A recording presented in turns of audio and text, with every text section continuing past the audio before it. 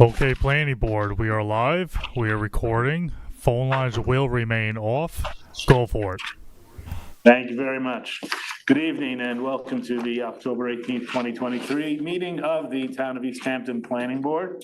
We have a few items on for work session this evening and one item on for the regular meeting. There's no public hearings. So if the Director of Housing is ready, we can go forward with the final review, I presume final, on 395 Panago Road. Team? Okay, thanks, Sam. This is the application for 395 Panago Road, final subdivision. We've talked about this several times in the last couple of months. Preliminary subdivision approval was issued recently in August. It's a application to subdivide a roughly 12-acre parcel into 16 single-family residential lots for the purposes of providing affordable housing. The submission has been made updating the board on how conditions of approval associated with the preliminary subdivision are being addressed by the Office of Housing and Community Development.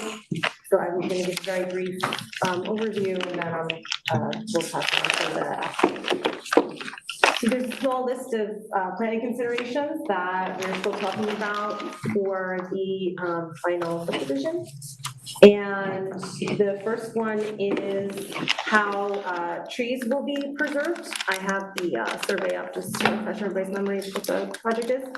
The most recent discussion of the board deliberated, is it better to kind of preserve trees of a certain size throughout the property or project limiting fence? I think we had consensus last time regarding project limiting fence being an appropriate approach.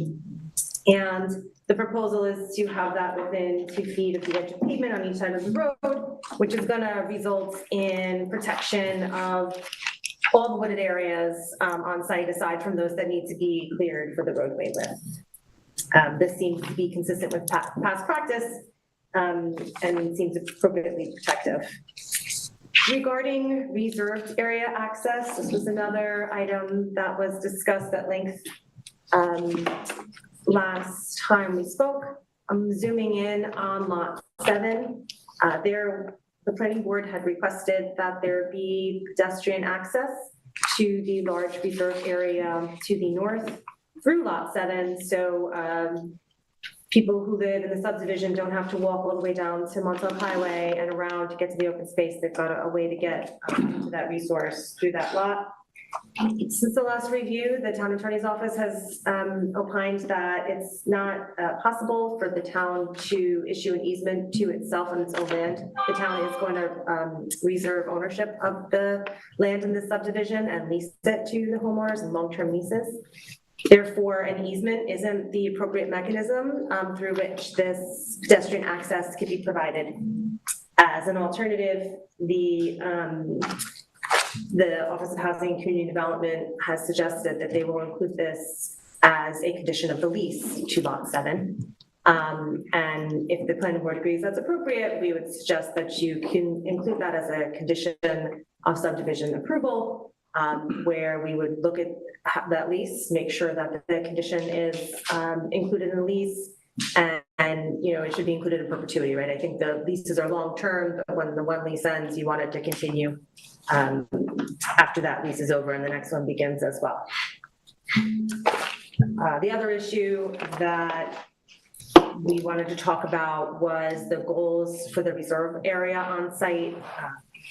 The planning board at the last discussion had indicated their preference that this area be considered for trails in addition to the open space preservation, and that the reserve area easement reflect those intentions. Because the easement can't be utilized as the mechanism for this, it's not possible to do it that way. But the town has given a easement to Suffolk County Department of Health Services, and because Suffolk County Health Services has required that this land be undeveloped in perpetuity due to the density on site. And that easement does include, you know, preservation of this area in its natural state, as well as a goal for it to be used for passive recreation. So it would seem that the covenants granted to the county ensure that these goals will be met. That summarizes kind of where most of the progress has been on that I'm aware of, on the conditions with board approval. The applicant also provided the stormwater pollution prevention plan that DEC has approved. It's another condition of preliminary subdivision approval has been met. DOT approval, I believe is pending, or Aaron can talk about that. And that concludes my comments at this time. Very well, thank you very much. Does the Director of Housing wish to add anything? Hi, Eric Shantz, Director of Housing. Apologize for this, but I'm a little under the weather. Also, it matches my outfit, so I figured it was appropriate. We are going to submit tomorrow the road and drainage plan because we have received DOT approval for the curb cut and that work. The only matter that remains outstanding is the northern long-eared bat. What is it called? You know, jurisdictional determination? Yeah. We submitted that to the DEC to see whether or not there's any extra permits or anything that we need. I anticipate that that's going to take a number of weeks for them to get back to us. So that is undecided at this point. They may say that there's no issue, there's no additional permits needed, in which case I think we're good to go because I think we've addressed everything. But they may say that there's something else that we need to do. So we're kind of waiting on them. But in our opinion, everything else seems to be resolved. Obviously, that's up to the board. But I would just like to hear your discussion, and I'm here for any questions. And, you know, I think we're on the home stretch here. So I guess maybe I won't presume anything, and I'll hear the discussion, and then at the end, consider what we'll do for the next meeting. Thank you. Thank you. Ian, it's yours. Yeah, I agree that this is pretty much ready to go. I do wish that there was a way to have an easement, because I think it's just a little bit of a cleaner mechanism with regard to the pedestrian access. But, you know, I suppose if council says that this will accomplish the same goals, what we have, that works for me. I think, you know, allowing trails in the future on those reserved areas is important, and of course the access. The last, I think the bats too, is, you know, something we talked about. I thought there wasn't going to be much required, it seemed like, but I would like to add a condition of approval that if the DEC, I mean, obviously you're doing it anyway, but just formally say that if there's any permits required, that you get those before any construction starts. And as far as a project limiting fence to preserve the trees that we want to leave there, I'm fine with that as the mechanism to achieve that. So other than those things, I think this is ready to go. How about the pedestrian easement, the pedestrian path? You just said that. Yeah, I mean, I wish that we could have a formal easement, because it is a concern that, you know, it goes in the first lease, and the next time this comes up is the next town board, you know, 50 years or however long from now, looking at the conditions of the subdivision approval. I don't know. Truthfully, I think that maybe we want to look as a town into granting an easement to maybe some other organization, or perhaps there's a better, cleaner way that will remain clear in perpetuity. But, you know, I don't think it's a huge thing. I think that we are certainly providing that access legally, which is what we want to do. And, you know, I support the project moving forward. I guess it's a matter of the town can't give an easement to itself. So. Exactly. Yeah. Okay. Does anyone have anything they want to add to this? No. Nothing. No, should we very quickly then, do we all agree that the project limiting fence is the proper tree preservation mechanism? Yep. Okay. Mandy, was a yes? Yep. Okay. Do we accept that the covenants to Suffolk County are sufficient for the purpose of signaling intent regarding the reserve area? Yes. Okay. And Sam, something? question on, there's the county, the county covenant and restriction, does that apply to the one down by the highway as well? Eric? Yes, yeah, it covers, I mean, the reserved area down by the highway is really 2 reserved areas, but it covers both of them. And it has actually already been filed with the county, so it's in effect. Okay, great. Good, nice job figuring those out, Tina and Eric. Last one is, does the board agree that a provision in the lease agreement for Lot 7 to require pedestrian access is acceptable mechanism to provide for that provision, and will the board make this a condition of the final approval? Yes. All around, yes, okay, with the caveat that, do you want to add that as a caveat? No, there's nothing to add. I think that if it's a condition of approval, Okay, we should make clear in that condition it's not a single lease, but the lease on that particular parcel right, in ongoing, perpetuity. running with the land. So, Yeah, Ian, I appreciate your concern, and I wonder if there's anything in the language in the lease that we can say about, that the intention is to open it, not to have it just be a paper road, that it be, it be a real path. I think if it doesn't get opened and it sits for a long time, that the owner of Lot 7 is not going to want it to happen. So maybe Eric could open it when he does the road work. And it's just a thought. well, actually, it's not a bad thought, because along those lines, if it would have happened that the first tenant, if the path wasn't open during the first tenancy, that it would apply to the next tenancy, and until the town sees fit to actually open the path, which I would suspect is gonna happen a lot faster than, once the houses go in and people start walking, wanting to use the reserve area, that path is there's gonna be pressure to open it, so. All right, so you got it all? Yep, yeah, just one quick thing. So just to reiterate, we're gonna submit the road and drainage plan this week. We have DOT approval. I just would ask that, I'll ask if the board agrees that, provided the DEC comes back and says that there's no additional permits that we need, that we could just bring a resolution of final approval for a meeting. If there is something that comes up that we have to address, then obviously, the planning department will review it and we'll bring it back to a work session discussion. But I didn't mean to. I was gonna say, in other words, if your plans for the bats Yep. are okay with the DEC, you don't need to come back to us. Exactly, only for a resolution for approval. Yeah. Well, truthfully, I think we could, as long as council agrees, I think we could build in the DEC approval, if required, into a condition. I don't want to meddle in what they're requiring of you. I just want to make sure that, like any other applicant, you would follow their requirements. So I think regardless of whether they require it or they don't, we could probably have a condition of our Definitely, approval yeah. that would just make sure that's taken care of before. Okay, I mean, if the board was comfortable with it, then we could sooner rather than later. I mean, there is a meeting next week. You could have a final subdivision resolution that has a condition that, Actually, there isn't a meeting next week. There'll be a meeting in 2 okay. weeks. All right. Tina, that's right? Yes, correct. Oh, 2 got weeks? canceled? Yeah. It's- But basically you could Well, say. I think But the next time you're here, the next time we have a meeting, we'll put it on the regular meeting. And, In my opinion, there's no need for more discussion. yeah, I As agree. long as the Great. conditions cover what we said tonight. Yeah, and I mean, obviously you'll have a draft resolution to look at that meeting, but basically if it just says, applicant shall obtain, DEC approval before any building permits are issued, or a letter of non-jurisdiction from that agency. Perfect. Very good. Okay, Randy, that was a good? Yeah, Eric's a pro. Thank you, sir. All right.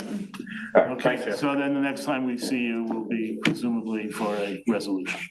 Good? Okay, yes, All sounds right, good. excellent. All right, on to Spencer Oaks. Sharon, that's yours. Mr. Bregman has that one. And take it away to you. Okay.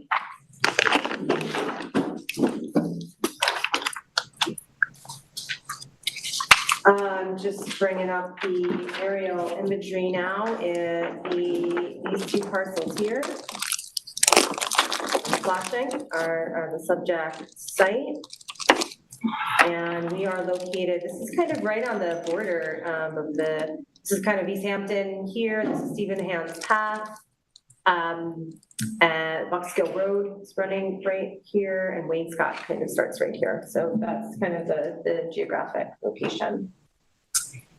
The Spencer Oaks, this is an application to modify a preliminary subdivision approval. The preliminary subdivision was approved in December 2010 and then modified in February 2011. I'm going to show the proposed survey. So the application was for a 5-lot subdivision located in a B residence zone. And it entails the creation of a 15% reserve area and with an additional almost 40,000 square feet in scenic easements. The site's located in the Suffolk County Groundwater Protection Area, which is a critical environmental area, Groundwater Management Zone 5, and the Suffolk County Pine Barrens. So during the preliminary subdivision review, the action was determined to be unlisted, and a negative declaration was issued by the planning board. The application here, the modification specifically, is requesting to change the status of the former common driveway, shown here, into a proposed access and utility easement. The applicant has reported that what's driving this request is input from the Suffolk County Water Authority requesting that the water main laterals are located within an area that is more protected than a unopened public right-of-way. So I'm just going to show the approved subdivision map, so you can see preliminary subdivision map, excuse me, so you can see. So this original common driveway here shown in green would change to this access and utility easement. Regarding this, this would entail the modification of an urban renewal map modification. This is an urban renewal map area, and originally the original subdivision required the UR modification as a condition of final subdivision approval. We do think it's appropriate to do that now at preliminary subdivision rather than final subdivision in order that the preliminary and final maps are more aligned, which is adequate. So as shown on the proposed subdivision survey, a 20-foot wide portion of 4th Avenue would be abandoned and converted from the common driveway within the right-of-way to an access and utility easement. And that would serve as access for lots 3, 4, and 5 that I'm shaking my cursor over. And I'm going to show the existing UR map, right? So, you know, if the planning board agrees that this modification is necessary, a modification of the UR map by the town board would be required. So these are what the maps look like now. This is a blow up. This is the parcels we're talking about. This represents the cul-de-sac and what the access looked like. This was going to be an open right-of-way. And the proposed approach is showing the subdivision with the right-of-way here to be abandoned, right, as a right-of-way and instead mapped within an access and utility easement.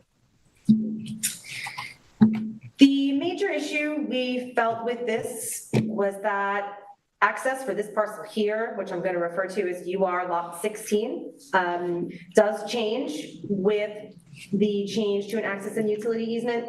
This parcel 16 is a parcel that used to have access to kind of a right-of-way that was going to be opened, and now it's an access and utility easement really for these 3 lots in the subdivision, solely 4, 5, and 3. So as part of this, we recommend that access for lot 16 be required associated with this change. I understand from the applicant that parcel 16 is in common ownership, which I think would make providing access to that parcel easier as part of this effort. We would want them, I think, to be party to whatever easement maps for these 3 lots. This would also have the benefit of being able now, with access for lot 16 provided with this new access and utility easement, this area of the right-of-way would not need to be cleared or opened because it would be efficiently provided for within the common driveway. So our recommendation is that the designation and change from common driveway to access and utility easement is acceptable pending agreement on lot 16's access. Regarding the driveway design, once we determine how many lots are served, we will have to, have a map update and confirm that those meet the town requirements per the code and the fire marshal's review. The next comments in the memo focus on some of the issues that were part of the preliminary subdivision that I'll go through quickly. There is a scenic easement proposed on the northern side of lots 3, 4, and 5, that the driveways for each of these lots will have to go through. That's not really an ideal condition in the planning department perspective because the easements are supposed to be left in their unmaintained states. It would be more efficient for preservation purposes to have, larger kind of contiguous easements on the southern areas of the lot and avoid clearing in scenic easements in the north because they'd have to have driveways through here. So we put that to the board's consideration. If the board doesn't feel it's appropriate to move the scenic easements at this time, we do then suggest specific conditions in the easement that really tighten what's allowed to be cleared for the driveways and that, no further clearing or disturbance in the easements is appropriate so they don't, the driveways don't encroach further into what's supposed to be preserved areas. Regarding reserved areas, so these right now are shown as scenic easements, but there is also a reserve area in this portion of the subdivision. We just wanted to note that it is required that be titled the reserve area be transferred to one of the entities listed in the memo. The applicant specified who they would be having take title to the reserve area. We also noted some of the preliminary requirements we didn't feel were very clearly shown on the preliminary subdivision map with respect to clearing of natural vegetation. The applicant should, we hope, demonstrate that stripping of ground cover will be minimized and if there's any kind of provisions for that being made in the site planning. There's other notes here in the next section of the report regarding other approval conditions. The submitted map contains a notation with respect to the single common driveway 4 and 5. We wonder if that should also be extended to lot 3 since that is going over lot 3. We think it would be appropriate. And then lot 16, as I said earlier. The applicant was to transfer development rates for a portion of the parcel. We're not sure if that's been done yet. We do need final roadway and drainage plans submitted for review, pending the final determination regarding the length of the driveway. And then, once we agree on the details, additional conditions regarding the access and utility easement could be triggered as the review continues.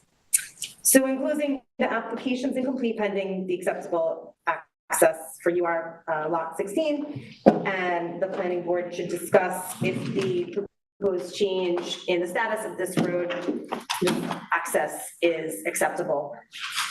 And if it does, then they would be recommending a UR modification to the town board for consideration. Very good. Included. Thank you. Okay, thanks for guiding us through this tricky little application.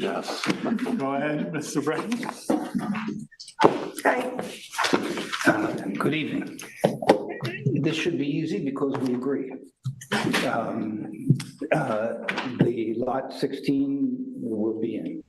It is in common ownership. There's no problem. The common owner has no problem with including it. So that's a non-issue, or it will be done. The only thing of any interest, really, is the business of scenic easement and the change from a common driveway to access and utility easement. There's no change on the ground. It's just a map change. It's exactly the same as what was approved. I brought these, although you can see it yourself. These are a set of the two things you've seen, but it shows that the driveway's in exactly the same place. The difference is that the water lines go underneath. You can see here, this is where the road is in the approved map, and on the proposed map, Let me ask a question. Tina, have you seen these? It's, It's the final, it's the approved map. Yes. The one I have up here. yeah. Yeah. And these are just smaller versions, and there's the same road. It's in exactly the same place. Nothing has changed except the proposal to abandon part of what was going to be just part of the urban renewal map and a common driveway in a unmapped road. It's now going to be abandoned, and the same road will be in the same place. I spoke to Dave Weaver, the surveyor, and he confirmed that there is nothing different physically. It's exactly the same. Do you have the overhead? Yes. I can point it out on here. Let him bring up a picture. There we go. Thank you. So I don't think there's any basis for changing the scenic easement because nothing's changed. It's exactly the same. The access driveways would come off the road in the approved plan or come off the same road in the same place. There's no change in the road. There's no change in the design of the lots. There's no change in anything other than the legal change of whether or not that this area where the road is will now be abandoned and become part of the lots. So, and also, Joe Halsey is here, and he'll speak to the planning. But he thinks, and I think it's a bad idea from a planning point of view to extend the, add to the scenic easements on the southern side of the lots, because it'll push everything forward to the north. But that's a planning issue. Legally, I don't think there's any basis for changing the approved plan because there's no physical change of any sort. Can I ask a question about that? I'm a little confused. I thought what Tina said was that there would be, in the scenic easement, as it exists now, there would be a cutout for a driveway to come into the property. That's right. And she mentioned that that would eliminate certain amount of vegetative roadway or land that would be cut into. Part of the scenic easement would be. So when you say it's existing and there's no change, is that not a change? No, because that's exactly what was approved. In other words, that same road is the original. That was going to be my next question. So it's basically what was the intent from the very beginning? Exactly. Okay, Exactly. In other words, the same, that was my, can we go back to the, This is the approved. right, This is the approved one. It's a common driveway. it's in color, terrific. That's what I'm I looking had, I at. don't know. I think that's the one. If you look at the front. This is definitely the approved one. Let's use.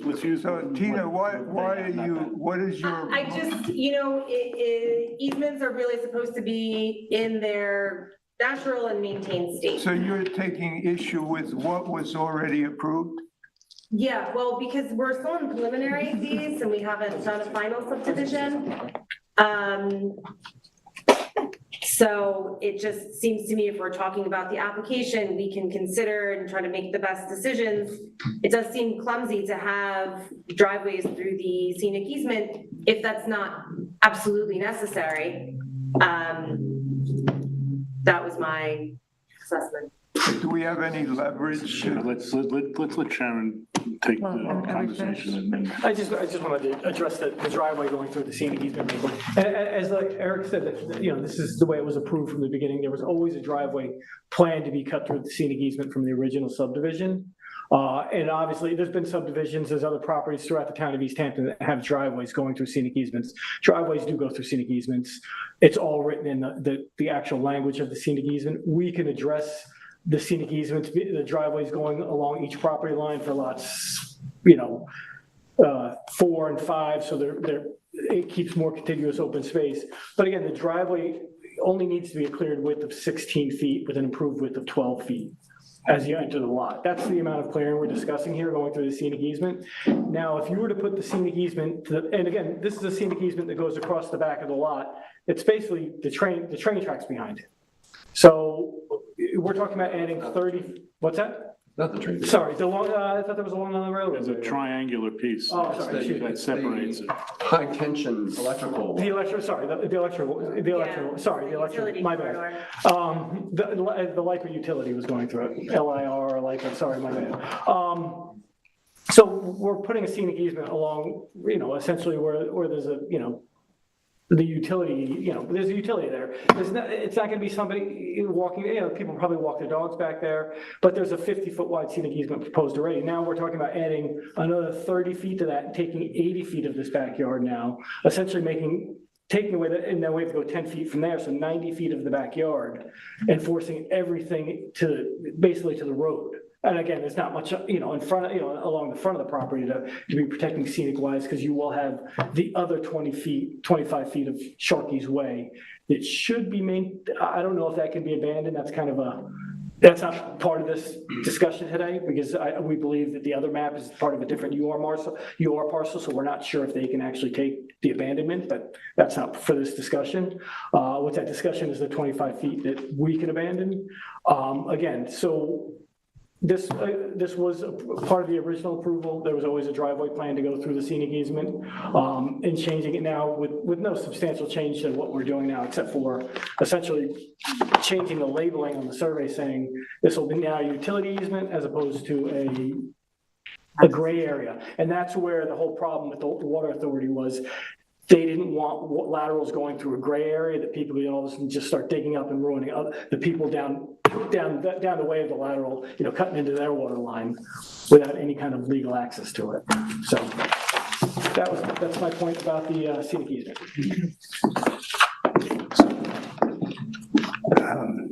And that's my point. It's done. All of this was discussed at the time, and there's no change. I mean, it would be one thing if there was some redesign, but to go back to the purpose of this, the purpose is that it's only the health department that wants and the water department that wants the water lines to go through something that's owned by these owners, as opposed to something that's owned in a gray area, not clear who would own it, but it would not be these owners. So it would be, that's what this is about. There's no physical change. It's not redesigning the lots. It's not adding another lot. It's not combining lots. It's exactly the same map. The only difference is a line on the map. And I agree with Tina that all those restrictions about the driveway should be built in. What Joel just mentioned with et cetera, and the protection for the surrounding easements, and we're perfectly happy to do that. I think that really covers the one thing.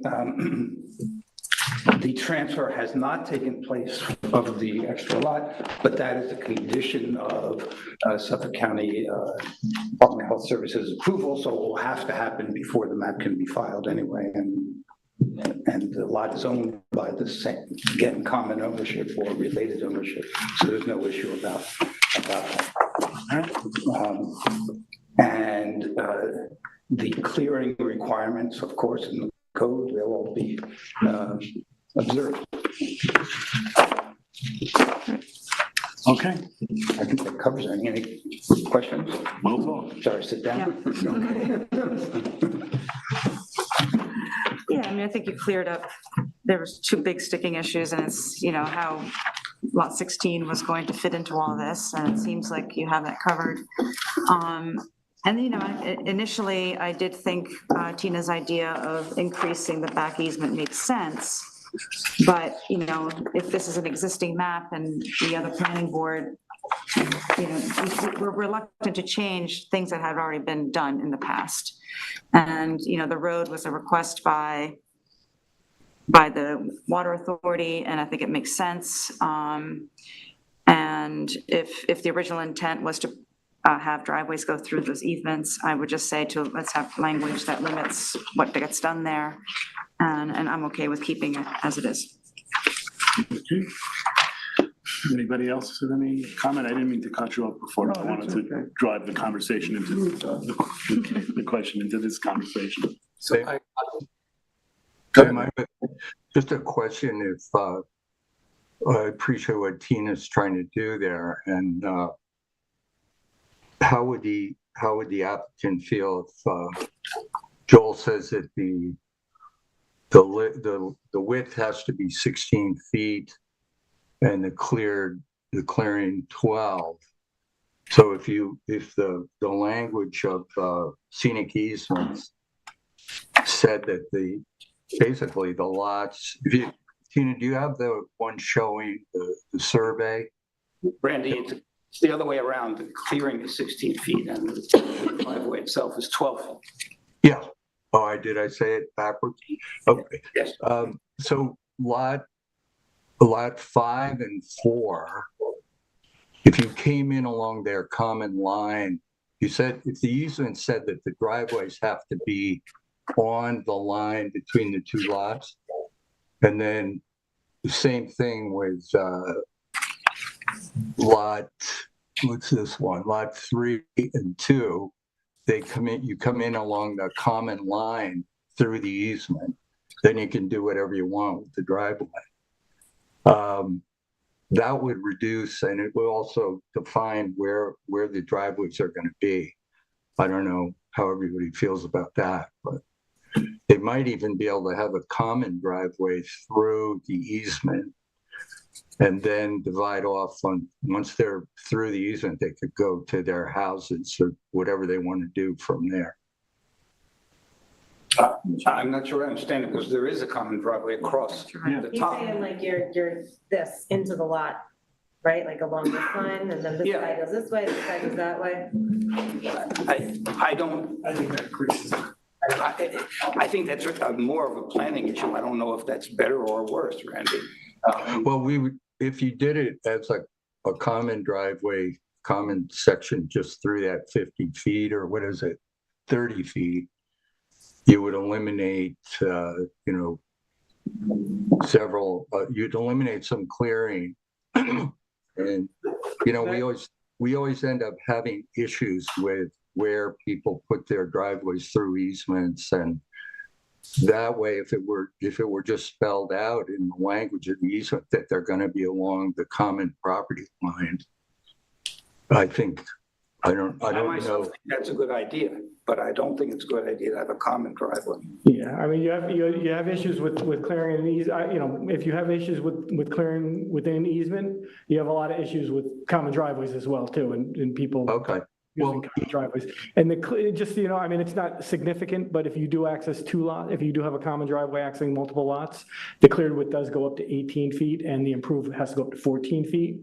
But it would have to be more clearing, but obviously at the end of the day, it would be less clearing than having two separate driveways. Having the driveways on both sides of the dividing line, I think is a good idea, if the board likes that. And defining where those driveways should be, as opposed to letting the individual lot owners decide. I think that's fine. I like that. Well, I don't know. I think it only makes sense if they actually share driveway for that portion. Having two driveways right next to each other on the property line wouldn't make sense to me. I don't think that's what Randy's saying, but just to be clear, Right. I think we would then, there's an additional common driveway essentially, or two between the lots. I'm ambivalent about it. I just want to be clear. I would not want to say you can each have your own driveway, but it has to be in the property line. So I think that accomplishes nothing. Yeah, no, I think that it's up to the individuals. Michael, you had a question? My questions are for Tina. So you did not like a driveway going through the northern scenic easement? Did I understand that correctly? And I was just thinking if that is correct, what you said, that what alternative are you thinking about? The alternative would be that you would put the scenic easement, Increase the bottom. just make No it easement at all. contiguous rather than mapping two. I see. No, okay. Yeah, I mean, the overarching theme in my comments is just to minimize the disturbance in the easements, right? Because they're meant to be preserved. Well, I'm thinking, I'm thinking of the neighbors, all the neighbors to the north, because there is no road there now. There's nothing there but trees and pine and oak and scrub and deer. And those folks have lived like this for many, many years, and they're suddenly going to be be disturbed greatly with all this construction. So the further south or southwest that these homes can be, the better in my mind. Fair consideration as well. I'm sorry? I think that's fair consideration, you know, but I forget how wide this is, but I think it's like 40 feet, 50 feet. Okay, so this is a fairly wide swath of wooded area that won't be entirely cleared, so there will still be wooded I area. walked down, a couple weeks ago, I walked down this whole space and yeah, I mean, you have to be about midway before you can see through the trees and see the other houses on the right of this photo. Still. No, I mean, I think that you had a good idea. I'm just wondering if, at this point, whether we should change it or not. Yeah, Still a pretty, yeah. I share your concern that those neighbors back there all of a sudden are gonna start having, headlights at night. And also, it's already a pretty densely, it's a densely, what's that? No, it's more than two. It's like 5 miles. They're like, There's also a densely It populated. seems like so far everybody's arguing to not change the scenic easement locations, so nobody thinks we should. Yeah, good. Just one more comment. This is a densely populated area. You can see all these trees. And the only way in to all these houses is this one road, right? There's no, to get to this property, you have to go, I forget the road, but you have to go up and over and around to get here. So it's going to be just a bit more traffic. it's over there. What's the, what is the certainty of lot 16 having access? 100%. Yeah, 100% yes? Yeah, 100%, yeah. yeah. How is that going to be assured that lot 16 has its access? They will be according to the common driveway. And how are they Whatever gonna- else Nancy and Tina say. They're also going to come down here and come across. Yeah, but the subdivision, the 4,000. preliminary exists, so we're not. Yeah, no, we're not changing it. All right. Should we go? You can see on the map.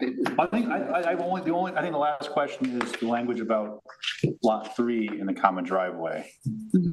I don't know if that needs to be there because technically they could come off the cul-de-sac and not that driveway. Yeah. So I don't know legally, but that should be addressed for clarity. I defer to council.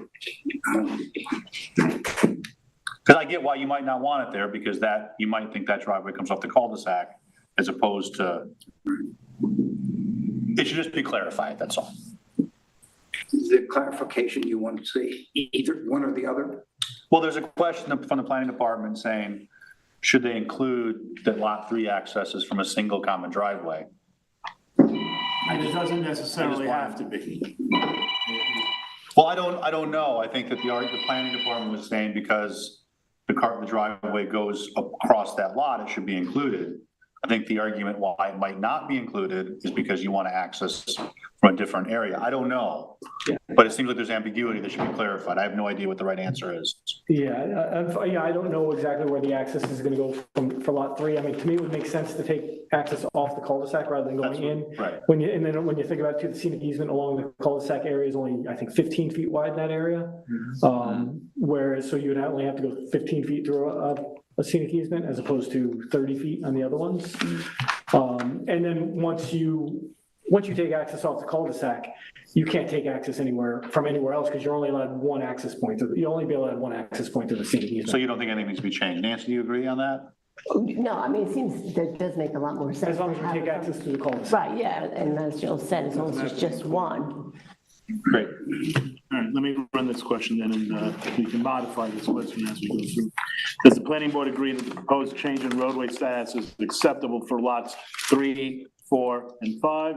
That the applicant needs to contact UR lot 16 owners to discuss the access? Yes. That includes 3.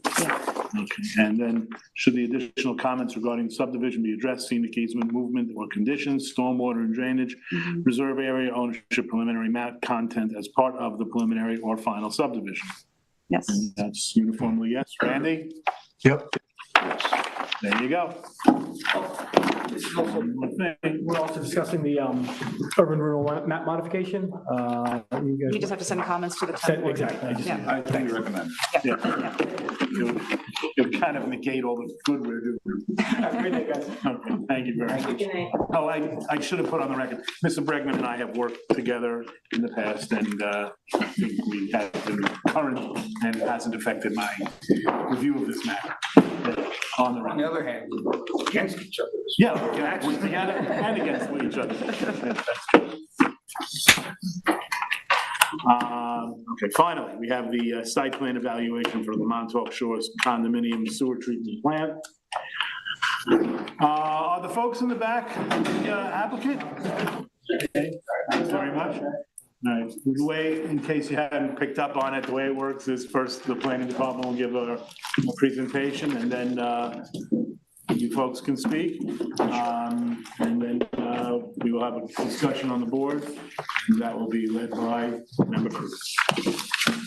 Hey, Tim. This is the Montauk Shores condominium sewer treatment plant application, site plan application. And it's been filed to allow the construction of an on-site sewage treatment plant that will process up to 47,000 gallons per day, serving all the residential units and common facilities at the Montauk Shores condominium. This is a residential mobile home park, contains approximately 196 units, I think it's 199 actually, based on the applicant's comments. A community recreation building, a maintenance building, office, 2 pools, and playing courts. The proposed project involves a 1,700 square foot treatment plant building, new driveway, emergency generator, and concrete pad. So the planning department understands that the applicant has been advancing this application with the Suffolk County Department of Health Services regarding the design of the treatment facility for several years. But this is the first review in front of the planning board after it was confirmed that site plan was required. The planning department and the town attorney's office did meet with the applicants earlier this week. This is a interesting property, a residential mobile home community located in the resort zone. So there's a lot of history associated with its development and kind of site plan applications over the years. So we did want to meet and try to start to understand some of the history as it relates to the issues that have been raised in the memo. The applicant did supply some information at that meeting. We haven't really fully vetted it all. So where they've kind of said that they've got information, I'm going to note that, but you know, it's still under review. But I just wanted to explain to the planning board that we did start trying to analyze all the stuff here with the applicant as partner in that discussion. So I will just show the proposed survey first, just so you can see. Here's DeForest Road, and the treatment facilities is proposed to be sited right on this this area that was grassy. In the aerial photo, you can see here's the proposed building and the leaching fields all around. There's a new driveway with a gate. There's fencing around the perimeter of the site that I think will likely change as it progresses. So to start going through the issues identified in the memo, the action is an unlisted action pursuant to SECRA and Chapter 120 of the Town Code, and we recommend that the planning board request lead agency status for the project. No environmental assessment form was submitted yet, however, the applicant should prepare. We do want to note that coordinated reviews have been conducted by both Suffolk County Department of Health Services and the Town of East Hampton Town Board. Both resulted in the issuance of a negative declaration. SECRA allows what are called uncoordinated reviews for unlisted actions, but because the planning board was not coordinated with during those reviews and given the opportunity to comment, technically you have not yet complied with SECRA, and in order to make your discretionary finding regarding the site plan, you'll have to do that before. So we do need to do another SECRA review, and a short environmental assessment form is an appropriate mechanism for that. Regarding site history, we did put in the report some review of the historical information in the town's records that describe how the property has been reviewed in the past. The site could be either a non-conforming use in the RS zone, which would be a mobile home park, or a resort, which is a conforming use because it's a residential condominium, which is a type of resort use per our code. In the past, both types of standards have been applied to planning issues on the site. So common facilities have typically been reviewed under the resort zone standards, but the mobile home sections of our code that apply to how the homes are configured and spacing and such are applied to the mobile homes on the location. This obviously involves a structure that's not a mobile home, so the resort standards are more applicable. Now, the site has over 199 units, and the memo does discuss that, that's over the density that would be permitted per our current code standards. But we're not considering the addition of the sewage treatment plant as an expansion of the use. It's really kind of improving environmental conditions there from a bottom line perspective. We did recommend here that the board consider a covenant capping the number of units at the 196, which the plant seemed to be designed for. The applicant has indicated in the discussions I referenced earlier that they've got a covenant, an easement with Suffolk County or an agreement with Suffolk County capping the units at 199, which is the actual current number. Provided that, we'll have to look at that, but provided that's accurate, I don't think a covenant by the planning board would be required on top of that, because that should suffice. But we do want to understand in the review of that document how that governs the property's potential expansion moving forward. So that will be something we look at. Regarding site layout and considerations and aesthetics, the plans we received, I will show them from PW Grosser, are a little difficult to read. The printouts we got were only letter size. So you can see here, it's a very complicated kind of engineering design. And so I think some of the things were not as clear as we'd like them to be. We'd like that to be improved as we move forward. So we made several comments, using what we had. We're looking for clarifications, and the applicant has indicated they're happy to provide those. So one of our first notes was just on the general kind of site layout. The proposed sewage treatment plant building is located very close to the existing playing courts. And we just wanted to question that this was indeed required based on Suffolk County regulations. They do have a lot of setback requirements with respect to property lines and other structures. So if that was driving this location, we wanted to understand that. And if not, we wanted to understand, is this the most appropriate location on site for the building? There's a new generator that's being proposed right here. The location does seem to differ based on some of the plans. We did have a concern about the generator being located so close to the playing courts. Again, it's a source of noise and air quality emissions when it's in use. There is a regular exercise schedule that's supposed to be filed for these. So there might be a more ideal location from that, just kind of set away from areas that will be accessed by the residents of the facility, the property.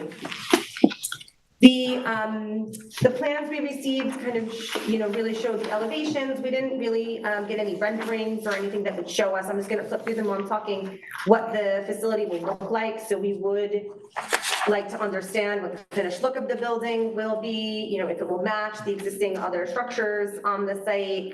And certainly once ARB review is triggered, they'll be interested in that too. New fencing is proposed, and it's labeled as chain link fencing, which we don't recommend is appropriate from an aesthetic perspective. It also is kind of proposed all around the perimeter of this site, which is currently in open grassy fields. We wanted to make sure that that was required, and if a different type of fence, aside from chain link, could be applied, that would be preferable in the planning department opinion. And then no landscaping was proposed, and we wanted to understand, if it is going to be chain link fence or just a fence, if that's really something that has the ability to be softened by plantings and other devices. There is existing screening on this property line with the Forest Road. That does seem, as long as that's not coming out, that does seem to be quite substantial. Regarding the sewage treatment plan, according to the Suffolk County documentation that was submitted as part of the application, the proposed or the existing sanitary density is 434% of what would be allowed based on the parcel area. I think, which is a very clear way of saying a sewage treatment plan is a really appropriate thing to pursue on this property. We would like to understand some of the details regarding the plant, and I listed some of them here. One, the plant's operation, and I think that there's more information forthcoming from the applicants on this. We do want to understand what's the long-term plan for operations and maintenance of the facility. These things do need to be maintained on a regular basis in order to function properly, and we want to make sure that's provided for so we can understand what that looks like, and also in terms of emergencies, other emergency plans if something happens, who knows how to respond, and things of that nature. We also wanted to understand the construction protocol associated with the plant. Right now, a large existing septic system is located in this area where the new treatment plant will go. Therefore, interim or phased construction of this to allow for treatment while it's under construction will be required. We would ask for a construction protocol that explains how will that be handled, as well as describing construction practices, environmental protections, etc. I do believe a construction protocol did exist, but the planning department didn't receive it, so we will look for that in a future submission. We also want to know if approval has been received by the county. We don't think they got it yet, but it's very close. And then lastly, we wanted to understand if the information we received represented a full accounting of all the existing septic systems, cesspools, and other wastewater management facilities on the site. We did see a large septic system here, but the survey didn't have a lot of detail regarding facilities throughout the site. So we do want to make sure that we've got a good understanding of where are all the existing septic facilities, how will those be handled during construction and after. So we feel that that's important. We also want to make sure that there's confidence that none of the sewers are impacted by stormwater flow and vice versa on the stormwater side. So we really want to understand the scope of the removals anticipated, the location of the facilities, etc. Regarding stormwater, there were not a lot of stormwater drainage facilities shown. So the existing condition survey should be updated to make sure that all the stormwater facilities are shown. And we'd like to know whether or not the site currently complies with town standards. Additionally, there was a picture in the report that we sent to the board showing the location of some pipes that are discharging through the revetment on the bluff, to the south of the property.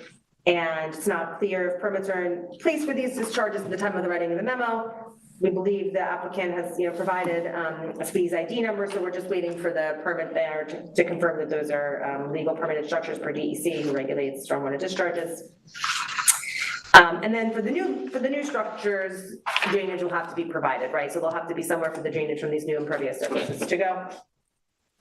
Regarding fire protection, we did want to make sure that there was some coordination with the Montauk Fire Department. If this is a facility that's going to be kind of unique in the town, they should understand what's there, give them the opportunity to make sure that they've got appropriate equipment and knowledge of the facility should any issues occur.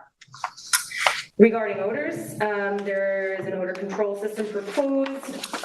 We'd like to further understand the odor control approach to make sure that it's appropriate. We're sure Suffolk County has requirements on these. I'm sure they've been met. We just need those details. I mentioned the generator already with respect to the placement. We do need the fuel confirmed as propane. Regarding coverage, I had here that in the resort zone, the allowed coverage is 15%, total lot coverage is 75%. The survey did use 20% for the lot area building coverage and 75% for the lot area for total.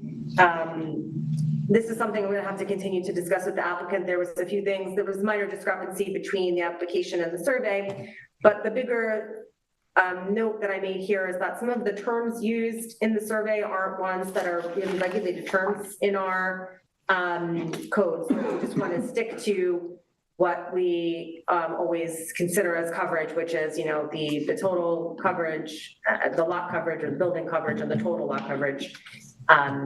There is a provision in the code that allows for 20% in mobile home parks. But because we're in a resort zone, it seems to me that the 15% would apply unless there's been some other agreement with this facility, which may be the case. So that's another thing we're gonna have to continue to peel back the onion on. Regarding parking and navigation for the new facility, there's no parking proposed, but there is a driveway. This really relates back to who's gonna operate the facility. So is there gonna be an on-site operator, or what's the frequency of maintenance visits? We just wanna be sure that adequate area is provided for that.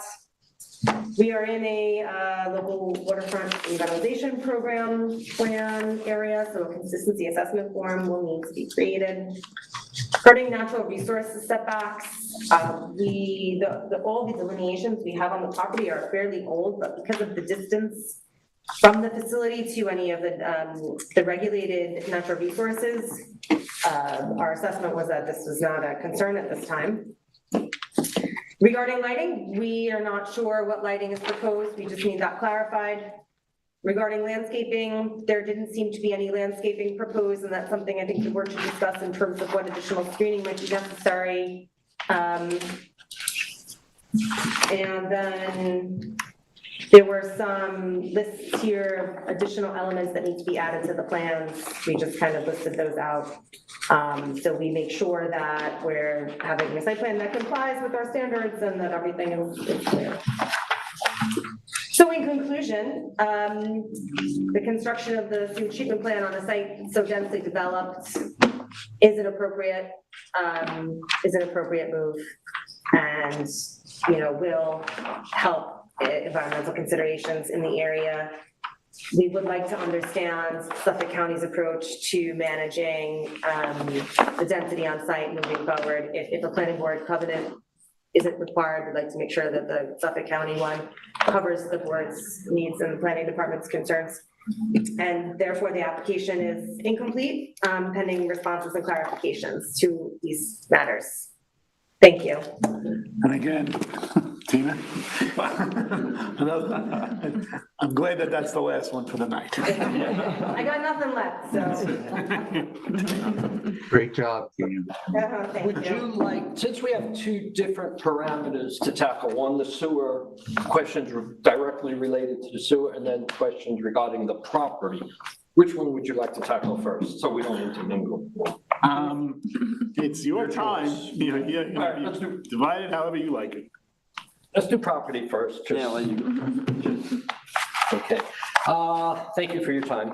Identify yourself. I'm sorry? Identify yourself. Oh, my name is Matthew Uderson. I'm the facility manager for Montauk Shores Condominium. If you could spell your last name. Yudelson. Thanks very much. Go right ahead.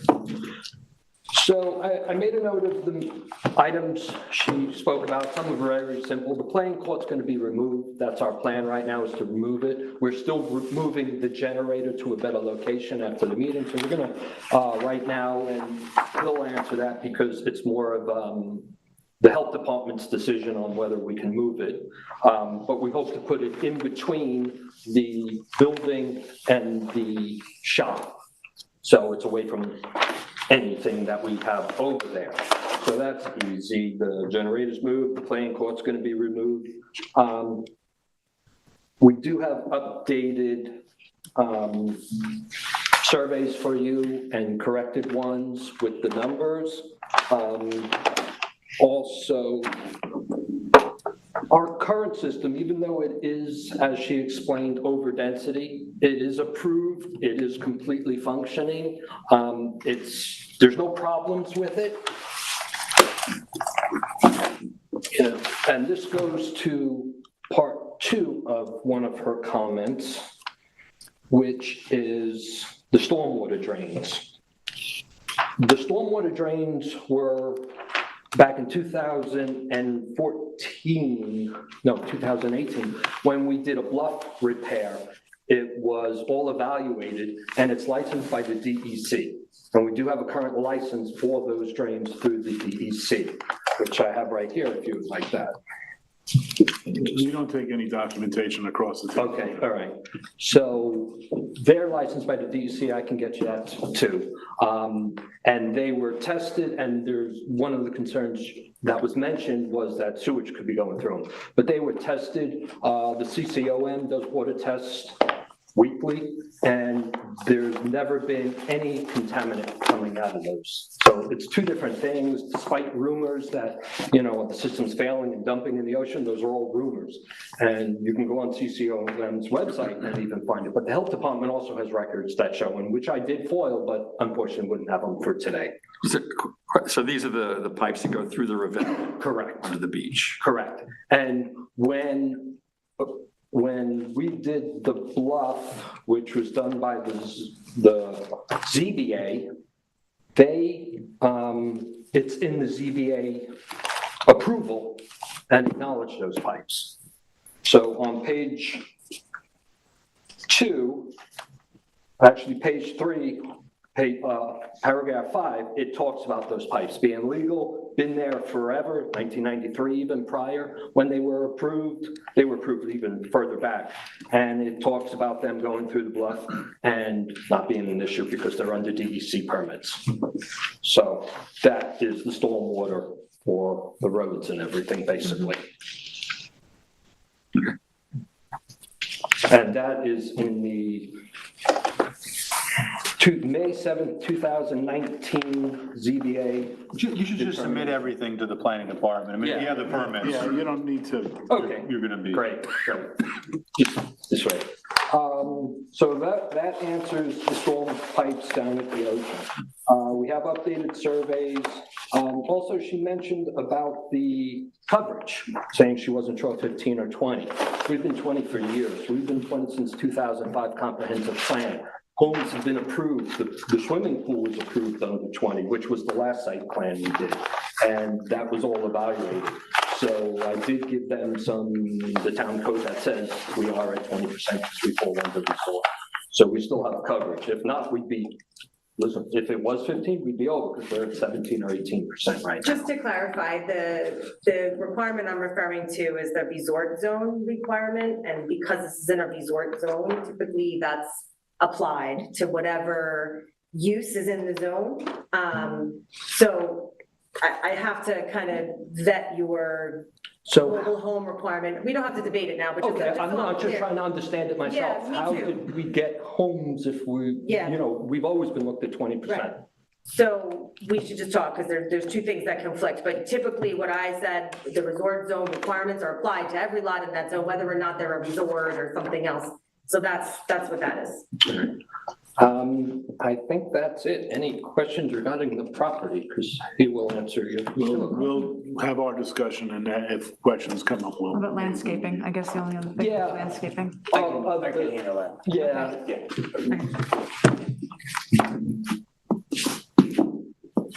Here, I just want to leave them there just so I can show you, because there's stuff there, and then this is the phasing plan, so. If it's anything that's being submitted, you can't submit it across the table. Understood, that's fine, just potential aid. Brian Grogan, Senior Vice President with PW Grosser Consulting, engineer for the treatment plant. Spell your list. Sure, GROGAN. Thanks. All right, so before you, we have, this is the latest and greatest set of plans that we have these have been submitted, reviewed with Suffolk County Department of Health Services, as well as Suffolk County Department of Public Works, because there are multiple owners involved in this, so both agencies are involved, as well as the Suffolk County Sewer Agency. We are now at a point where both the health department and DPW, and I have a copy of it that I can submit later, is at a point where they are 100% in agreement with our plans, our specs. Everything is done with the exception of the final sewer agency agreement. So we're down to some legal terms with the DPW.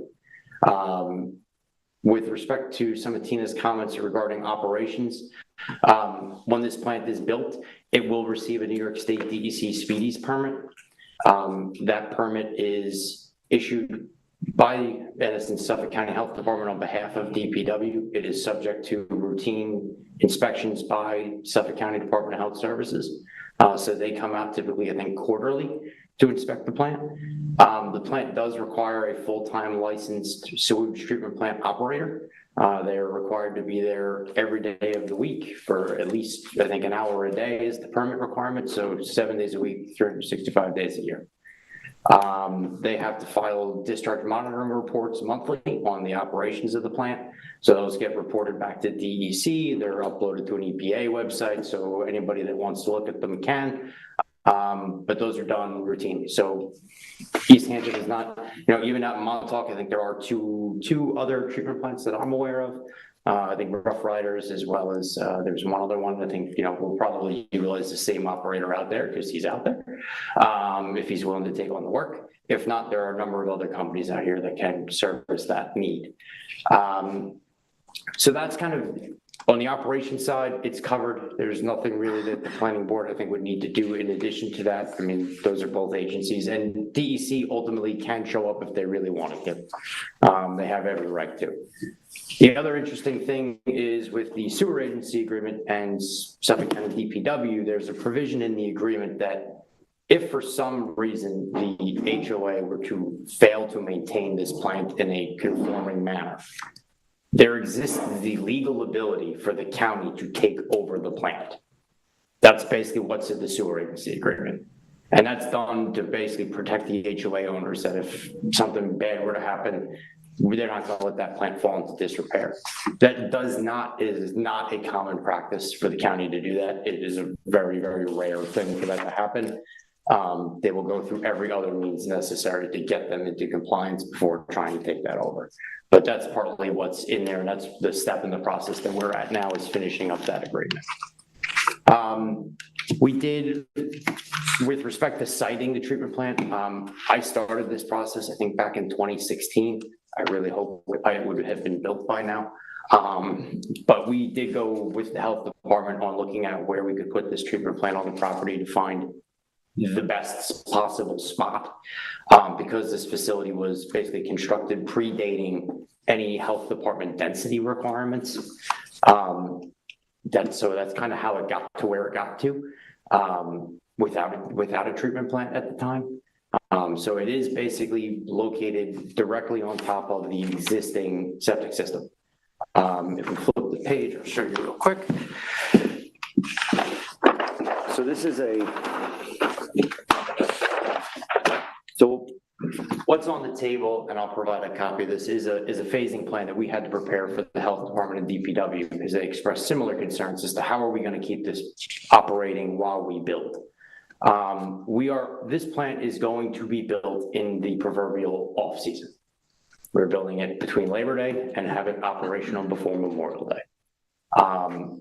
The reasoning for that is there are very few full-time residents in the facility. What we have done and on those calculations, and there's even a letter agreement in with the health department, that we're limiting to about 19 residences being occupied in the winter months. We are maintaining enough of the existing septic system to keep those units connected to an existing septic while we build the new facility. And that kind of goes through, I think, 6 steps of how we're going to go around this thing. Obviously, this is kind of unconventional because normally we build these treatment plants for brand new development. So we have nobody really to worry about that's there. But that's kind of spelled out as to how that's going to go. With respect to fencing and landscaping, these new plans do show there are some evergreen plantings in front of the fencing on the interior side. Suffolk County DPW and the health department right now require chain link fencing. They also require chain link fencing to go around the entire area. I am working with DPW to see if I can get them to relax some of that requirement, because I know it's the community's concern that they're going to lose a lot of green space. So I've had some internal discussions with them to see if we can get them to move on that a little bit and free some of that space up, especially over like the leaching areas where it's really just a grass field anyway. So we want to see if we can do that. Parking is, again, it's really just one operator. So parking is basically done typically in those driveways. for the plant, so they need a driveway, they need to have the ability to have a small, like a sludge truck pull in and pull out. And there's plenty of room there for that to happen, even if the operator is there. The generator is a standby generator. As Matt indicated, we are going to try to move it. It is propane powered. It is a requirement that we have that generator there. So we're just going to try to see if we can find a slightly better home for it. But again, it's kind of a little bit of a tight spot over there. We did, as part of the siting of this treatment plant, we did have to go before the Suffolk County Department of Health Services Board of Review for a variance for the setbacks of the treatment plant with respect to property lines, adjacent buildings. In essence, while this is what everybody would like, the town and the county ultimately wants to be able to retrofit properties and install these treatment plants to provide an environmental benefit, it doesn't meet really any of the setbacks. So if we held fast to the setbacks, we would never have this here. So we did receive that variance. As well as that variance, we have a covenant in place with the county. We can provide a copy of that does limit us to 199 units. And that if I think, I don't know the exact language, but if we ever tried to change it, we'd have to go back to the health department. So it's not like we've got carte blanche to do whatever we want in their eyes. We're going to have to go back to them. Sorry, so where does that limit come from exactly, the 199? Where did that? That was from the prior approvals and how many units are there right now. Okay. We're not looking to expand units. That was a big point with the health department. We are basically servicing only what is there currently. Gotcha. Okay. So that we have there. Again, we've done some screening. I'm working on a photometric plan for lighting. It's a couple of basically wall packs on the outside of the building by the doors, and I think 2 pole lights in kind of the main driveway area. It's not a lot. I'll get the photometric plan with foot candles, but this isn't like a sports field that I need to light up or anything like that. As far as aesthetics go, we're working on a rendering. Typically these buildings are, and we can clad them however we want. Typically we like to build them where they're concrete block construction on the inside, concrete precast roof, mainly more for just longevity of the building. Sometimes it's hot, humid, damp, moist. We don't want to wood frame it or anything like that because it'll just, cause maintenance problems for us down the line. So I think that sums up most of the questions, but if the board has any other information. I have a question. What would the health department do if this plant didn't get built? Would they would allow the park to continue the way it is, or? Correct. Yeah, basically, as Matt described, the health department did approve the existing sanitary system that is there in place right now. We have that approval. We would be allowed to continue to kind of, I'll say, replace units in kind with the health department. And that's how it would stand. We're under no order on consents, this is completely voluntary. And there's 199 units there now. Correct. It's 196. 199. Yeah, 196 is incorrect. It's 199. It is 199. Correct. Okay. Yeah, there was a consolidation of 2 units. Okay. Otherwise it would be 200 units. So. Correct, but it's 199. All right, we'll have a discussion here on the board. Is that 199 mobile units, or does that include the clubhouse, It's 199 units, and then with the clubhouse, the maintenance building being additional. Okay. All right, very good. Thank you very much. Appreciate it. Should we start by declaring lead agency? We need an EAF first, right? Do we? Yeah, I think we should have the EAF. Or we can declare it, I guess, but I mean, it's appropriate to review that and then declare, and then you send it out. So up to you. Up to me? Is it up to me? I mean, let's declare. We're gonna get there. We're gonna get there. I have a feeling one way or the other. So go right ahead. All right. Making a motion to declare lead agency. Is there a second? All those in favor? Aye. That was an aye, Randy. Thank you. All right. So thank you very much for answering a lot of questions. Tina, great report. Thank you very much for that. Yeah, you've answered a number of the questions that I had going into this. This is obviously a really unusual and complex situation, and we still have a ways to go. But I do want to just point out from the outset here that this is not the only property in Montauk that is whose density far exceeds what would be allowed today, for sure. But you're one of the few that's come forward voluntarily to do this. And I think, I think I'm going to assume many of the members of the board are, grateful to you for doing that. And hopefully we can make this thing happen with a minimum of muss and fuss.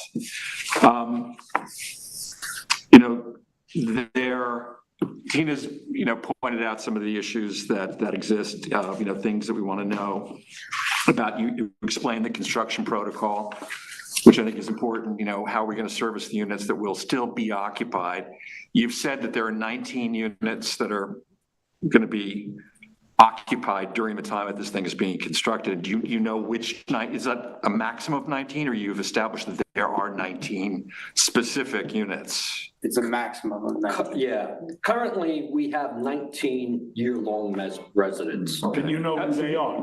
That's my point, yeah. No, specifically. And we even documented that with the health department in paperwork saying we have 19. We also have Quackenbush. We had to sign a contract with Quackenbush that, God forbid, the proposed interim, hits maximum, they're there to pump. So we had to sign a 2-year contract with them under emergency pumping. So it's been analyzed, evaluated, and. All right, good. And you know who those 19 are. You know Yes. exactly how you're going to service them. So Yes. that was really the question. Yes. The infrastructure issues that Tina raised, I think we still need a little more detail about those. The operation and maintenance, you explained how that's going to work. I think that's adequate. Not totally convinced about the stormwater infrastructure, but that's something that we can return to. So I do feel like, and I think this is, sort of obvious, and you kind of offered this up already, that we don't want to make the problem worse down the line, right? So, putting a covenant and restriction into this into the approval that would cap it at 199 would really be something that I think we'd all be looking for. Can I interject in that? It's not capped in one spot, just for your comfort too. With the town, they gave us a $200,000 grant, and in that grant, it's capped. It's capped with the health department. It's capped on our deed in what's that big word that we just think? With the sewer agency? So yeah, the county already has, and we can get you a copy of it, the county already has a covenant that came out of that emanated from the border review decision of the health department. There's already a covenant on file in the clerk's office, it's capping it at 199. So it's capped in multiple agencies, and it's also capped in the bylaws of Montauk Shores. So, another one won't matter if you want to waste the time, but it's done somewhere around 4 or 5 places. It's a couple of lines. It's the way we know that you're doing it. Yeah, right, exactly. All right. I have a question about, right now you say there's 19 year-round. That leaves 180 seasonal. What's to prevent those 180 from becoming year-round residences? And wouldn't that increase the flow? No, so no, that would not increase the flow. The county does not consider seasonal use of a residential occupancy on reducing flows. So they are basically sized as if they were occupied year round. And if it were to happen, that, I want to let Ed guide this discussion, but just, if it were to happen that, say, 4 or 5 members of the association decided they wanted to spend the winter here, you would know it, correct? Yes. And you would make accommodations for that, right?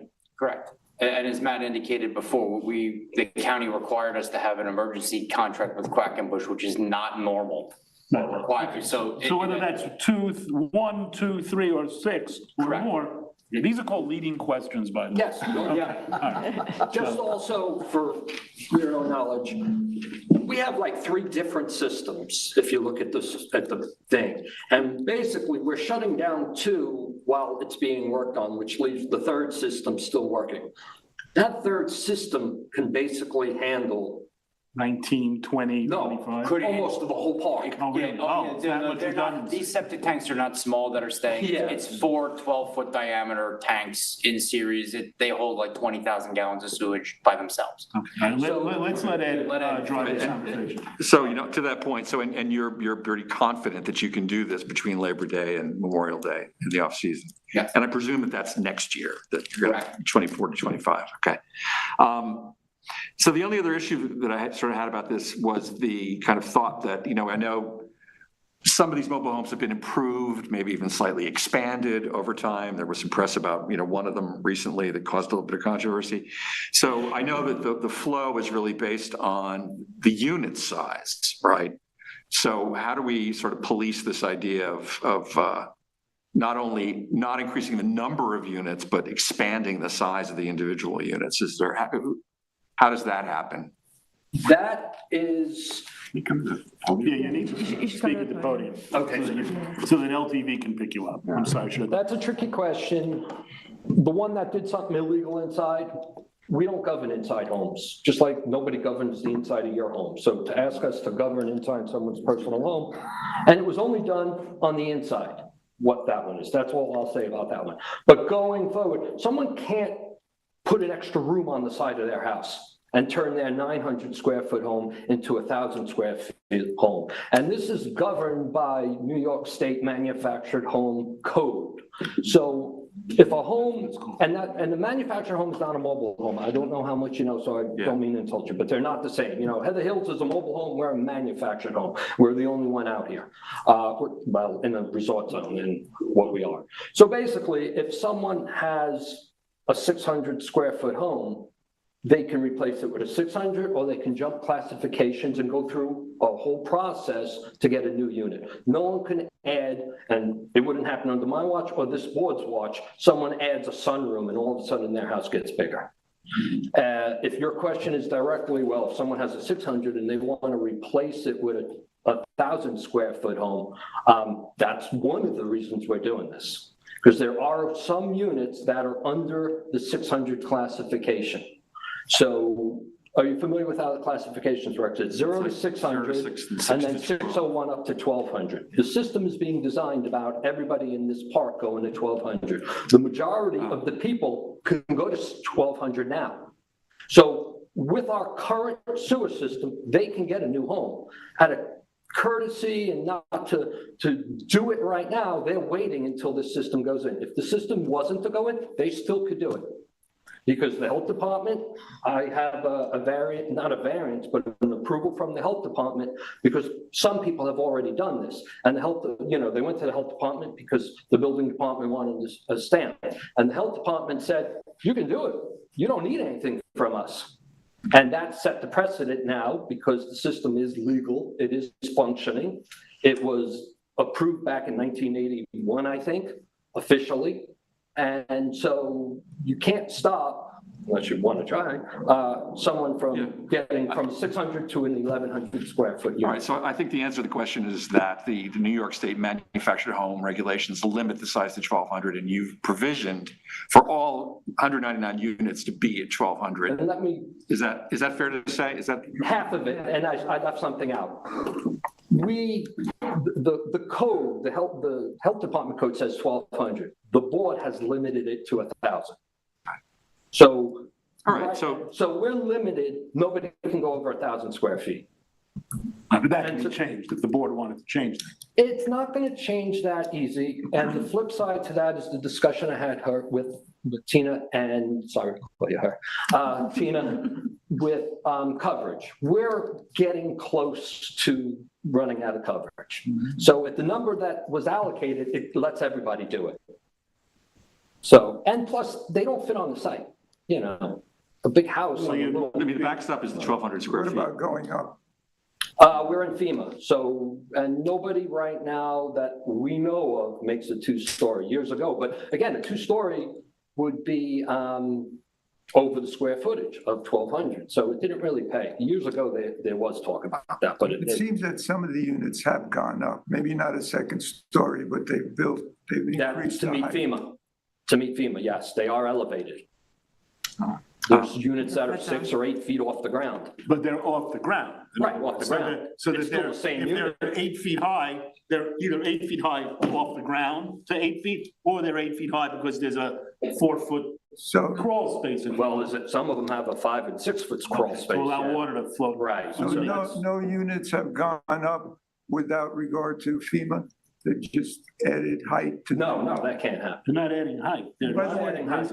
Ed, you finish? Yeah, well, yeah, I think, let me just see, make sure that I covered everything I wanted to. Yeah, I think we've covered most of what we need to cover. Yeah, I feel we have, but I'm sure there are other comments from my fellows. A lot of here. moving parts. A lot of moving Yes. parts. It's a complex place, without a doubt. When we go around the table. Yeah, yes, just keep it going with the allowable square footage. So this was a letter from 1987 to the zoning board of appeals from the town of East Hampton, informing them that the maximum habitable floor area of the dwelling unit shall not exceed 1,200 square feet, and the minimum shall be 400 square feet. The average, though, such area for all units on the site shall not exceed 1,000 square feet. So that ties in with your maximum that you have. Right, I'm not familiar with what you're reading from, but it basically sounds similar. Yeah, this was a letter that, with regard to Montauk Shores condominium from the town of East Hampton. I guess what they're doing is they're quoting what's allowed under the code. Right, because it's the different square footage, a unit, a typical house is judged by closets, bathrooms, and everything. So would you be adverse to, I know you have all these covenants already with the health department, as you mentioned, but with regard to maximizing the number of units, but would you be adverse to adding a covenant that would coincide with what you have in your in your agreement with the unit owners, that the average can't go, that they can't go over 1,000 square I'd have to bring that to the board, and that would have to be voted on, I would think, and this is just something by the community at that point to truly limit. But Tina, isn't that part of the code, that they can't go over 1,000 square feet in a resort zone? It says it in this memo that I attached to the report, but I don't know if that's in the code. But aren't the mobile homes are mobile, they're not resort zoned, right? It's a resort zone, but the mobile homes themselves are really. Yeah, a mobile home park is not a permitted use in the resort zone, right? That's Yeah, I a think this is non-conforming being use. used it's being looked at as a resort zone. condominium. I think the mobile home thing is out the window, and it's been out the window for a long time. So the mobile home standards kind of have to be applied to like the development of the individual lot areas, because they kind of govern the spacing between the units and things like that. But I understand your point, like the overall kind of planning. I don't know that those standards really do fit.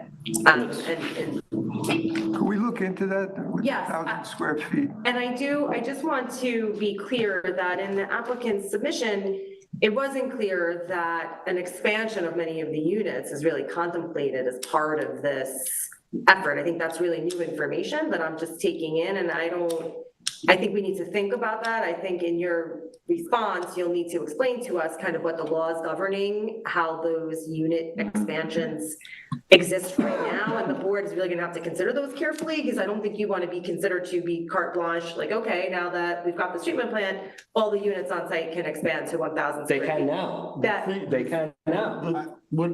I think just show us that, what's allowed. yeah, we need to understand that in more Yeah. depth. It's new. It sounded to me like what the applicant was saying was that they're accommodating that the way they're building, the way they're proposing this is they're accommodating the potential that could happen. Because they're allowed to already. Because they're allowed to. But whether or not there are any specific plans for any specific manufactured home units to enlarge to the maximum of either 1,000 under their own covenants or 1,200 feet under the state regs, that's up in the air. I have to jump back a little bit. We're allocated for 20% coverage. Since 2005, we have been judged. Every home that's been approved since then has been judged on the 20% coverage. So we can't go over 20%. So even if everybody or the place expands to the 20% coverage, we are not going over the 20% coverage. So It's in with a variance. Why don't we finish? Why don't we go around? Go around and take, all right, yeah, no, you're right. Okay. Go ahead. By the way, thank you for doing this. This is a No, thank long you. time in coming, and it's very much needed in this facility. So it took years, but finally we're getting it done. I appreciate it. thank you. Okay, so I know you touched upon the rumors that were going around about the stormwater drainage. There was, and I heard those rumors, and Yeah, rumors.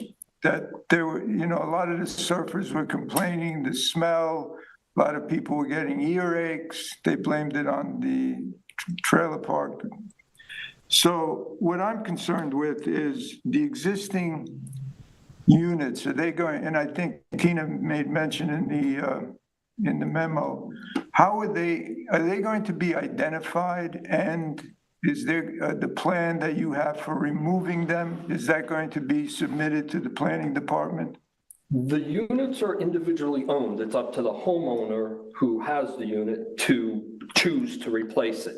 And when they choose to replace it, they go to the building department, just like someone would get with a building of a house. So everything has to go through the building department. Nothing is not processed through the building department.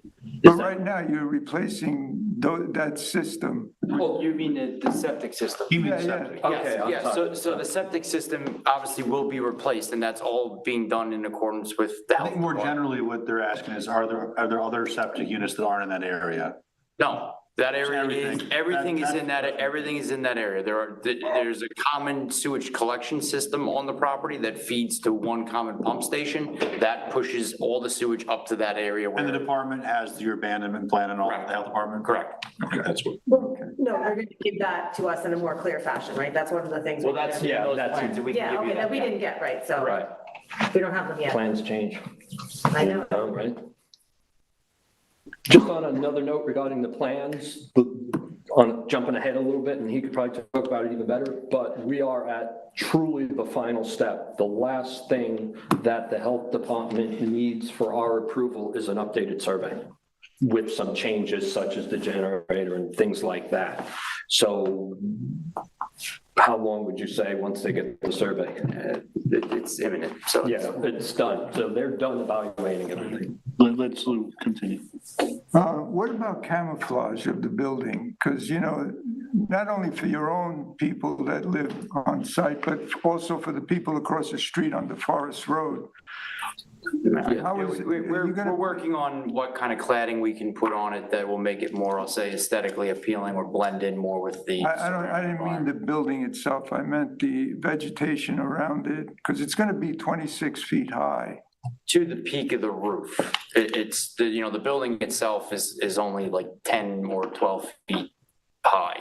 And then we have, the HOA asked us to include a traditional pitched roof and some solar panels on it. Which, again, normally is not done. We would normally do a flat roof.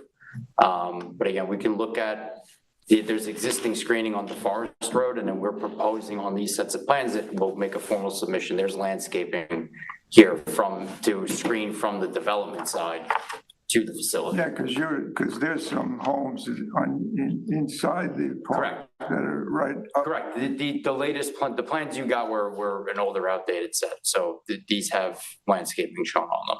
We're working on an updated plan, but just, being the manager, people come, I want to fix my house, or I want to paint the house, and my same answer is, what color? Because I want to make sure it's not going to be purple or pink.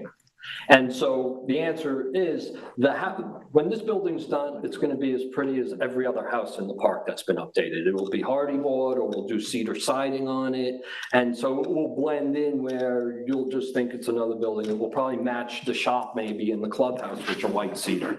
So I understand I'm saying it, and you don't have the plans, but we're working on those plans and we'll have that for you. So it will be something appeasing that no one's gonna look at and go, what's that industrial building doing over there? That's not gonna be the case. What about odor and noise? So there are no noise, I'll say concerns. The generator is in a noise or sound mitigating enclosure. All the other equipment is inside of the building, so there's no real noise that will emanate from outside of it. There is no odor control system. It's a granular activated carbon system. It's rather large, and that was a requirement from the health department due to the setback variance. It's not typically required, but in this case, they did ask us to provide one because of the reduced setback.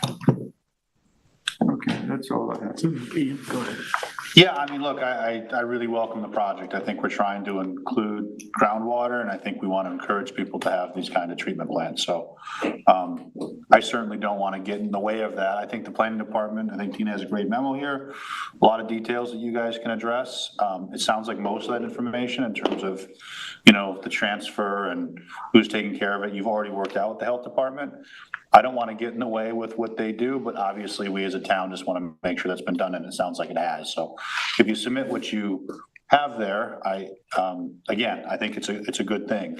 I do think that some other members have commented on the size of the units, and you might make the argument that even if they were larger, we'd be better off with groundwater with this if they were increased in size, but you alluded to the fact that you could do it now. I think you should also show that, because for me personally, that would make a big difference. I mean, I don't know how we could then object to a better, plant if that were true. Otherwise, there may be somebody who would argue, or someone would argue that, hey, we don't want more construction overall. Otherwise, I think it's a bunch of details. Does ARB get involved here at all? Yes. I think you should contemplate going before the ARB, because they, as much as we love to talk about shingles and colors, that's really their world. Obviously, we just want to make sure it fits with the community. I think the fencing, you guys sound aware of sort of community type of concerns. So the type of fencing, the screening, covering up the stuff that might not look so nice without blocking every view possible. But, so we'll have to get into some details there. But I think if you do that thoughtfully, again, I think this is a great project, and certainly welcome and encourage it. Hey, Michael. You said the DEC issued a license or certificate or something for the discharging to the beach? It's all part of the bluff permit for us to put rocks on the beach. Okay. And this was all, it's a 10-year permit we have with the DEC. How many years are left? It's being renewed right now. This will be the 30th year it's being renewed. Because I just wonder, with all the construction going on, how are you gonna manage the drainage to the beach? Is this gonna be shut down during construction? None of that, I would think, is gonna go down there, because the construction's at the other end of the park. It's all, You meaning the construction for the sewage treatment plant? Yeah, well, there's no interconnection. I mean, again, and it would be typical erosion and sediment controls, but there's no, there's no reasoning why there's no direct connection between the construction and the stormwater system. And the DEC knows this too. And again, like I said, I think we even have erosion and sediment control details in these plans that, while we're digging the hole, we'll have silt fence, and things of that nature, so that there's no mitigation of any kind of sand or soil into the existing stormwater system. All right, thank you. Right, so those are the kinds of details that we need, right? I mean, because we didn't get those, and protection of catch basins, construction limiting fence, those are things that will be in the construction protocol that we didn't receive. So we definitely do need those details. Let me get Randy, and then we'll finish up with you. Okay. Randy, you have anything? And then. Yeah, so I'm confused because I think exactly why would the applicant say that they're doing this? What's driving you to build this plant? There's multiple factors. There are some units that need to be able to go larger. There's also advantages to putting clean water in the ground. Like what? I mean, those are the two major ones. What advantage is there to putting clean water in the ground? I mean, it kind of complies with a lot of the things that the county is looking to do in general. I mean, they have an entire sub-watershed management plan that is encouraging this exact type of thing to be done. You know, we would like to try to use a new system. Well, you're also at 434% of a permitted. But it was also built before those density requirements even existed. So it's not like I'm trying to build it now. But yeah, if I were building this now, if this property were vacant, we would be required to put that in to support this kind of use. Well, I'm trying to get at what are the adverse effects of the existing septic system? I mean, the existing septic system does not treat nitrogen to the same degree that this one will. So that basically you have your typical effluent discharges 50 milligrams per liter of nitrogen. We all know that. I mean, what are we? Yeah. No, I guess where I'm going with this. He's worried about expansion. No, I think there's a situation there, isn't there, where the existing system is not really doing the job. Is that? I disagree with you. Disagree. Well, in any case, disagree. We want this. I mean, if it allows for larger buildings, I think that might be part of what you're asking, and we want to know. Yeah, I mean, would you prefer dirty water?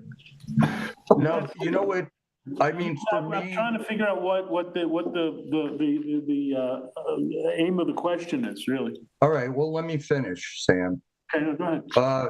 I think from a land use and environmental perspective, this trailer park is a mistake.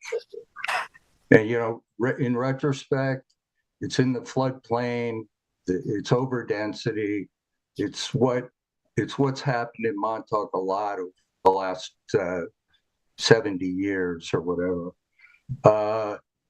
And I think that the notion that we're going to increase capacity, we're going to increase development here, whether it's coverage, flow. I would like to see any vacant land in this park put under easement. And you know, I don't think there should be expansion here. This is already way over what we know makes sense. So I appreciate the fact that the residents there want to do this. I think they're doing it in part because, you know, they want to expand. It's good for your values of your units to have the plant. And I really question whether that existing system, I think the drainage, if the groundwater, which is what we're all saying, is polluted, and it's being drained onto the beach. No, I disagree with you and interject there. There's been enough analysis of that proven that's not the case. You can go on the Concerned Citizens of Montauk, you can contact the health department and ask them. They've tested those affluent pipes multiple times, and they were eventually put on the do not bother list because people would call up and complain about that, saying, oh, there's sewage coming out. And they'd run out here, test it, and say, there's nothing in it. Okay. So, Randy, this is I know what you're getting at, and it's a question, wait, let me just finish. It's a question that, you know, has come up elsewhere in Montauk. You know, and I agree with you that, you know, I'm as much against overdevelopment and increasing capacity as anybody. But the situation here at this trailer park right now with regard to the sewer system is untenable. It's Sam, what do you mean by that? Because what I'm hearing is that the system's approved by the health department, is working fine. So why is it untenable? because the actual flow versus what they could handle is like 2 to 3 times what their capacity is. And that's not just rumors that I'm. No, I know, but This is what the department here, and the planning department has told me. So. Yeah, I get it. What I'm getting at is that the mistakes that have been made in the past to create this situation, some of those mistakes have been made by the health department. They've made mistakes all along in Montauk. And now with, the benefit of their current thinking. So all I'm saying is that I don't think the objective here is to make it possible for people to enlarge their units. I think this park is an environmental problem now. And if it were up to me, I would try to figure out a way to be eliminating units. When you talk about non-conforming uses in zoning, what you want with a non-conforming use is to make it conform. Now, I realize that there's a lot of people living there. They have investment there. They enjoy being there. But really, from any kind of land use or environmental perspective, you would never want to do this right here in the floodplain on the bluff with shallow groundwater. It's just let's just be honest what we're dealing with here. Well, wait, Randy, I think the answer is real simple. We've got 199 units there that aren't going anywhere. And as long as they're going to be there and they're not going to go anywhere, why perpetuate an environmentally disadvantageous situation as presently exists because of a fear that any number of individual units within those 199 might expand to the legal maximum amount which they haven't presently achieved.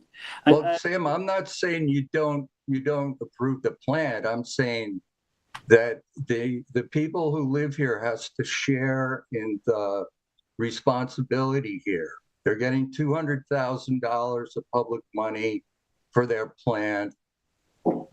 I don't think that we want to increase flow, and you can tell me it doesn't increase flow, but you enlarge a unit from 600 to 1,200 square feet.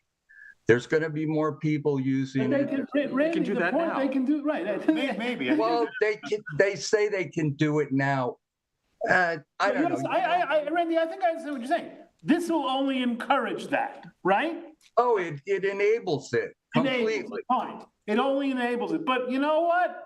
It's there now. It can if it can happen now, better it should happen. I don't think it can happen now.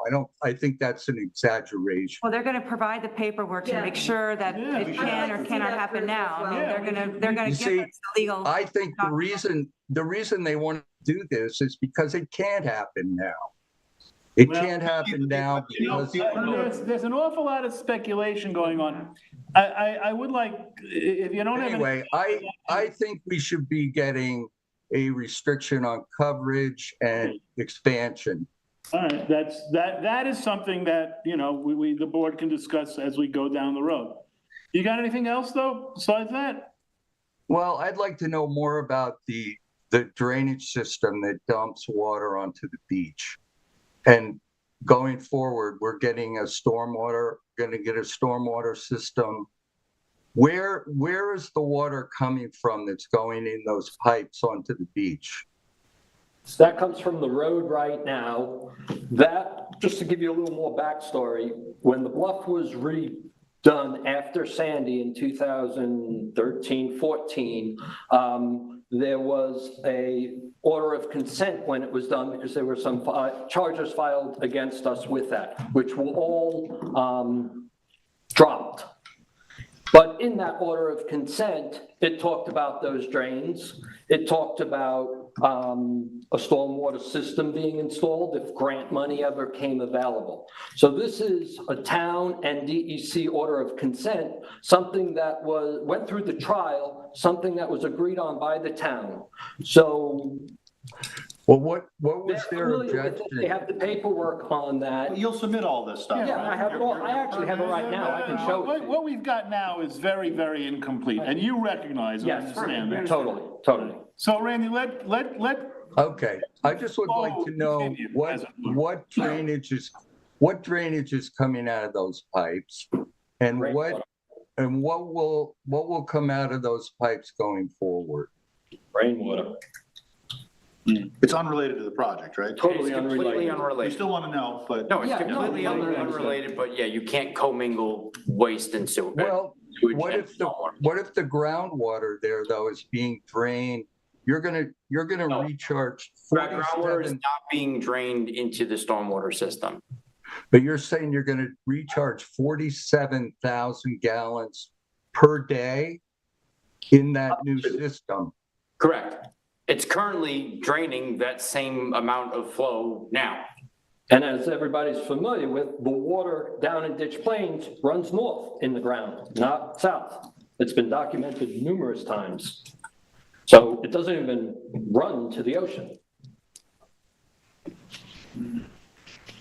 So the people north of you. I'm gonna move on to Sharon, all right? Yep. I don't have much to add. I mean, I think there's a lot missing here, but you seem to be on it. And, I understood exactly where Randy was going with this in terms of expansion, but it sounds like you're limited. I mean, you have bylaws, you have coverage issues, you've got things, we have things in place, that are going to limit how much more coverage there is. I mean, it sounds like you're not willing to go over, you'd have to get a variance to go over 20%, which I don't think anybody would give you. So, I feel if CCOM is pretty tough, and if they're checking that water coming out of those drains, I mean, we can go in the website and check it out and look at it, but I'm sure you'll provide us that paperwork anyways. So yeah, there's more to be given to us, but I think in the end, this is only good, not bad. Yeah. I share that sentiment. I recognize that the potential exists, but the potential exists that this thing's going to expand. Let me ask you a couple of questions just so that I have an understanding. The applicant is Montauk Shores Condominium. This is a manufactured home park, correct? Condominium manufactured home park. Now, that's a curious hybrid. Who owns the land on which all the trailer parks? Every owner, well, it gets broken up, but basically there's 198 units, whatever it is. Right. And 47 of them are leased sites. So of those numbers, the 47, now of the 47 leased sites can never go above 600 square feet, just to throw that in. Why? So, because they're leased and. So it's the lease the lease limits the size? Yes. And it's the lessor who has imposed that limitation on the lessees individually. Right, us posing it on them. Okay, now when you say us. Leases the Association. The association. Association. It's a condominium association that owns the land. Under the 47. Under the what about the remaining? They have deeds to their own property. To the land itself? Yes, under each home, they pay their own taxes, and they have a deed for their 40 by 50 parcel. Okay, well, no, because, manufactured home parks, with which I have some familiarity, the land is owned by the park, and the units are owned by the people who own the units. Yeah. That's not what this is. Right. All right, I want to It's a understand. very this. unique situation. Yeah, it sure I is. believe it's the only one in New York, and that's why there's a lot of specific coding that relates to us. The town did that in So it's 2005. pertinent, the reason I want to know this is because I want to know going down the road, who's going to be responsible for the maintenance of this facility that you're building. The 140-something owners, basically. What about the 47? I mean, it's in essence the entirety of the HOA, and that's part of what the sewer agency agreement kind of is identifying who is the responsible entity. Okay, all right. You understand my concern. I mean, because look, these things. It's very complex. Well, it's complex in a million different ways here. I mean, this is, for something that's a very simple objective, clean water, or clean sewage.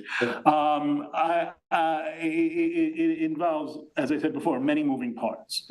And you're going to submit additional documentation. You're going to respond to all the requests for information. We're going to run through them right now. And as you go forward with the planning department, there'll be others that will come up. But my own concern is making sure that once everything gets in place, that if there are issues down the road with maintenance, with failure, whatever, that we're not going to find ourselves with a lot of internal finger pointing. Right. Of saying, no, that's you, no, we 47 aren't responsible for that, that's you 142. Whatever it is, I just want it to be clear that we're not going to find ourselves down the road if there are problems with people denying responsibility. Well, it sounds like you've worked out this and a lot of questions with the health department. You have the info. We'll provide it to you. You submit it, and then you don't have to. That way you That don't have is to the go sole through. intent of the sewer agency agreement. That's exactly what it's for. It'll be in there, and if they needed to, the county would take over and tax them. Yeah, well, that's something that no one wants, because then the responsibility moves to Hop. And we don't want that. We want the responsibility to stay here on this side. We will get you copies of all of that. That's all there. Okay, all right, great. Just a little note on I'm that. gonna run through the all right, it's getting a little late, and I do want to run through the questions. Does the planning board agree that a contemplated EAF is required? Yes. Okay. Does the planning board wish to consider a potential cap on the number of units in the development consistent with the capacity of the proposed STP to provide treatment to, and it says 196, I'm gonna change that to 199 units. The answer is? Yes. Does the planning board agree the applicant should consider and respond to the planning department's comments on site layout with respect to the proximity of the STP to existing recreational structures, confirmation of the generator, site fencing location, and type and character of the existing building? All around? Yes. Okay. Does the planning board does the planning board agree the applicant should provide details regarding the STP as requested in the planning department comments, including approach to operation, sewer inspection, construction preparation of a construction protocol, classifications of submitted plans, and confirmation of location of existing infrastructure? Okay. Does the planning board agree the applicant should provide detail regarding stormwater infrastructure and discharges currently existing on site and provide stormwater drainage for the new proposed building and structures? Oh, yeah. Yes. All around? Yep. Okay. Should the applicant coordinate with the Montauk Fire Department? Yes. Should the applicant provide information on the proposed odor control system? Yes. Wait, did you think of it?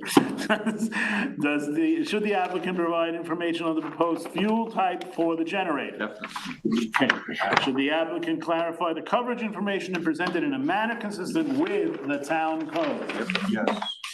Should the applicant confirm parking and access details as requested? Yep. Should the applicant submit the lighting plan? There was no on the lighting plan, right? I did, you see me fall down here. Should the applicant clarify plans for landscaping and provide screening internal to the site? Okay. And Tina, we're also gonna find out about the 1,000 square foot maximum.